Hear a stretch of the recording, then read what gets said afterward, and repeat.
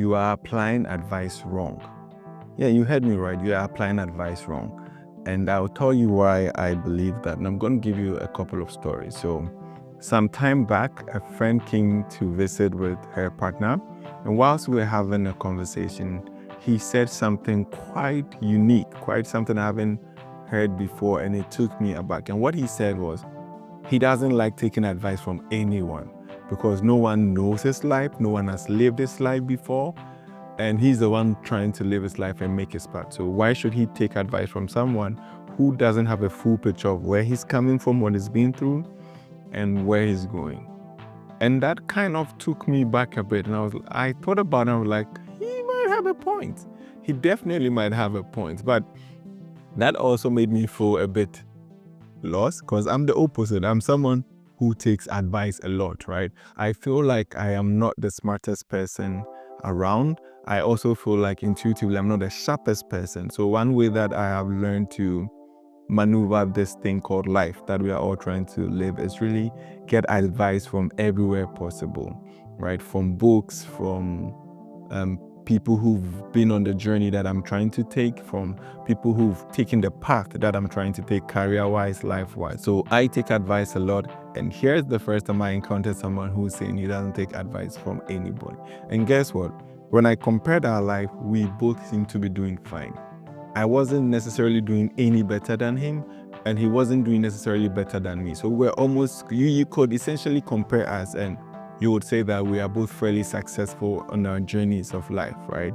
So that got me thinking, how come he's doing it and he's successful in a different way, and I do it and I'm successful in my own unique way? So the least I can do, like what I always do, is share from my part, my version. And then I realized maybe we've been taking advice wrong. We are applying advice wrong. And that's what I want to dig a bit deeper. So for those of you who are on WhatsApp, my status over the years, well over 6-7 years, probably more, has been eat the meat and throw away the bone. And that's what I want to touch on. And when I was thinking about this conversation I have with this friend, this WhatsApp status that I had came to mind, and I realized this is what I've been doing: eat the meat and throw away the bone. And I would explain to you, like I mentioned earlier, for me, I take advice from everywhere, right? Growing up, books were my favorite thing. I read a lot on books. I grew up in a Christian background, so I read a lot of the Bible. I got a lot of advice from there. And my father had a lot of good books. And I remember a friend of mine, Pakrisi, his dad had some good books. So I'll go to their house and get books. I was reading everywhere and I got a lot of good advice from books. So books was one place that I got advice. The second place that I got advice from were the older folks. So anybody who's been on a journey before me. And if I'm trying to stick on that part, I feel like it was right to just come to you and ask for your experience because you have been on the journey and I haven't. And then the third thing that I love doing is talking to strangers, right? If I see someone that I think you're on the path that I'm on, I don't necessarily need to know you. I would approach you, and if you can spare me some of your time, I'll take advice from you. You'd be surprised some of the amazing advice I get from strangers, and some of the funny stories I also get from them. So these are places that I get advice from. And my lesson has been this: when I'm taking advice from people or books or anything, I am aware that it has worked for you. It doesn't necessarily mean that it may work for me, but there are some gems I can take from it. Let me give you an example. I remember when I was reading Rich Dad Poor Dad, and it was talking about starting businesses and real estate and stuff like that. Then I read The Intelligent Investor, I believe, and was talking about buying stocks and investment and all these breakdowns. Then it was another third book that I read, I can't really recall, and was talking about why it was good to buy ETFs and other packages of investment. But I was in Ghana, in West Africa at that point in my life. The economy and the system I was in, there was nothing like ETFs. I doubt if there's still anything called ETF back then. And when I was reading Rich Dad Poor Dad and another book about investment, was talking about real estate. This was about 15 years ago. What real estate were you talking about? The environment and the system that I was in didn't fit the advice that I was getting from these books. And that's what I want to make clear. Even though the advice was good, it was solid, it didn't fit in my circumstance.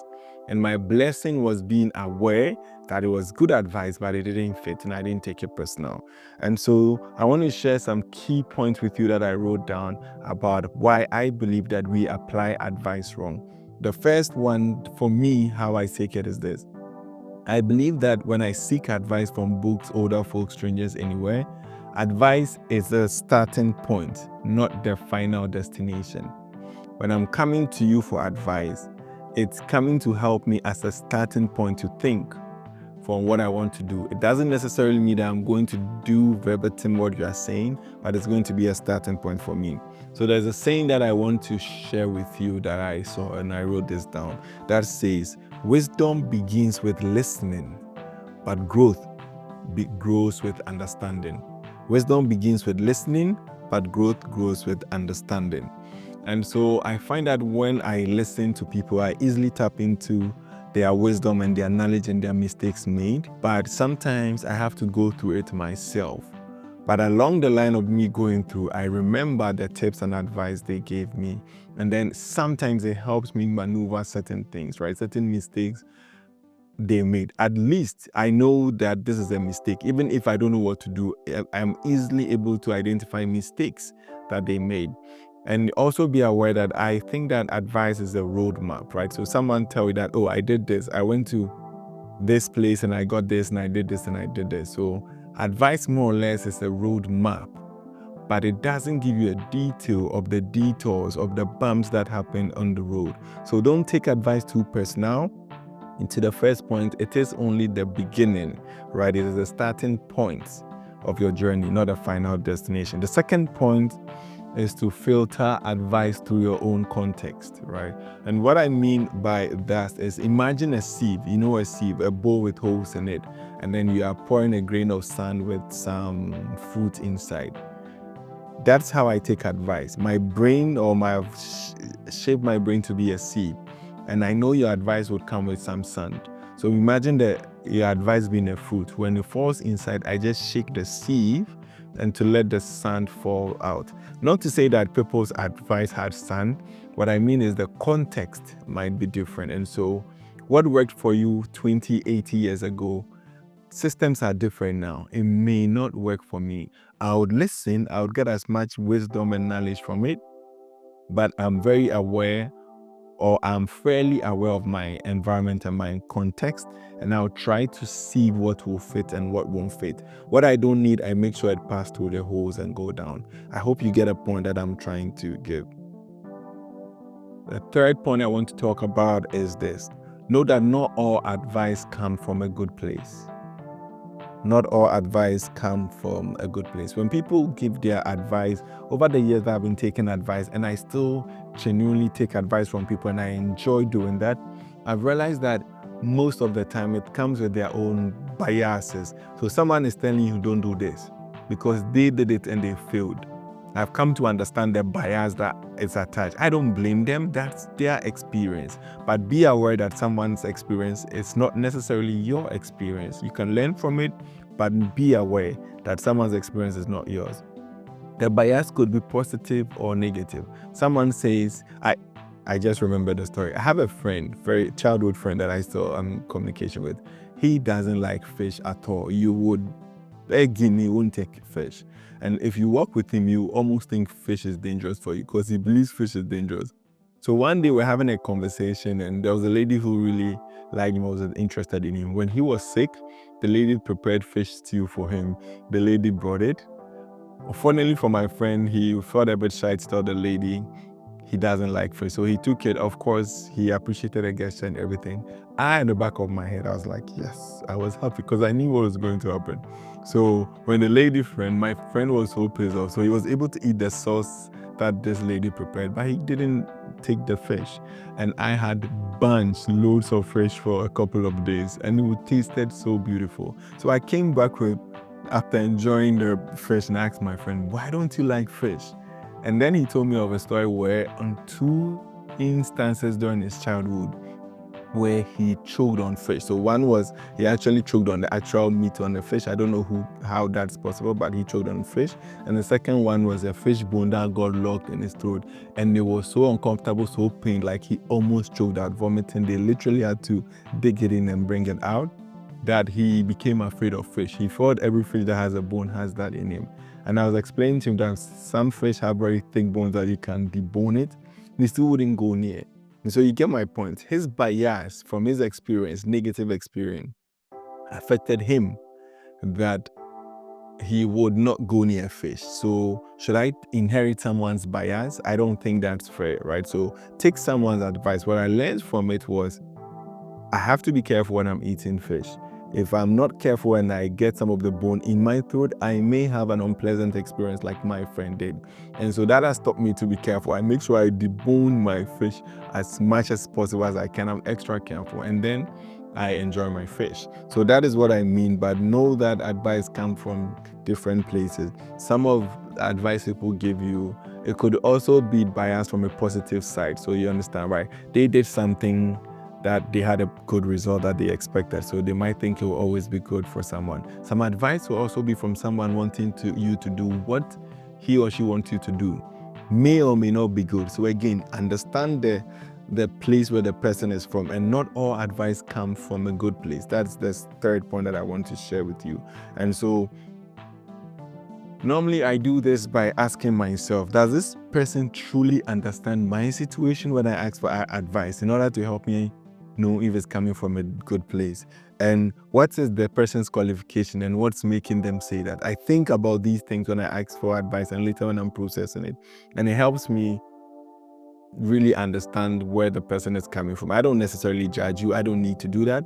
But I try to understand if this advice is coming from a positive or negative bias, and I have to be careful when taking it.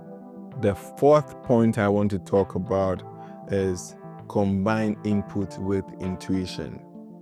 What do I mean by combine input with intuition? I listen to advice. You remember what I said? Wisdom starts from listening, but growth comes from understanding. They're two different things. And so I always listen to advice, but I am very aware of my intuition. I'm always training my inner voice, my intuition. So I listen to my advice, but I process it and I sit down with myself and I ask my instincts myself, is this okay with me? Is this journey that worked well for this person good with me? And I have to have the conversation with myself. That's what I mean by combine input with intuition. So input is advice. Other thing is I reflect. Sometimes when I get advice, I've gotten various types of advice. And sometimes I've had to question, does this advice really align with my true values? What I identify as a person, my visions and my goals in life. Sometimes some advice I got don't. And so I have had to not follow those paths just because I'm aware of my visions, my values, and where I'm trying to go in life. And so that's what I mean again, combine input with intuition. What do you want? Are your instinct intact? Don't just listen to when someone tells you jump or fall, but combine it with your environment, your instinct, your intuition, and then create a solid path for yourself. But again, don't use this excuse to be the reason why you won't take advice. That you heard this episode somewhere that we are all applying advice wrong, and so you won't take advice. No, what I'm saying is, for me personally, I take advice from everywhere, but I listen to it because it becomes a starting point, or it can help me in my path of thinking about it. I may learn from their mistakes, not necessarily what worked well for them. And I'm aware of my content and environment. It may not apply to my environment, and then I learn from it. So that's what I'm trying to tell you. So don't just say that you won't listen to any advice. You remember what I told you about my WhatsApp status that said that eat the meat and throw away the bone? Imagine this way. The meat is the advice. When someone tells you his story or he gives you a piece of advice, the story or advice the person is telling you is like a big chunk of meat that has some bones and that has meat around it. Imagine it this way. The meat is the advice, the bone is what you have to throw away. You don't have to eat everything. Sometimes the bone is very small, the meat is junky and juicy and huge. Sometimes the bone is big, but the meat is very small just on it, but you do need the food anyway.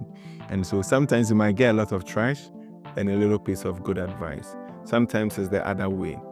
These are some of the things that I have figured out works for me. There's this saying in my country that I also thought it was good, right? They say that we don't throw the baby with the bath of water. And the idea is this: we normally bath babies in a pan or a bath pan. When you are done, you've washed the dirt of the baby. When you are throwing the dirt away, you don't add the baby to the water you are throwing away. No, you take the baby out and you throw the dirty water away. That's one advice back home. We always say that when you get some advice, you don't throw the baby away with the bad water. Always try to get what's good out of something and throw what you don't need or the dirt away.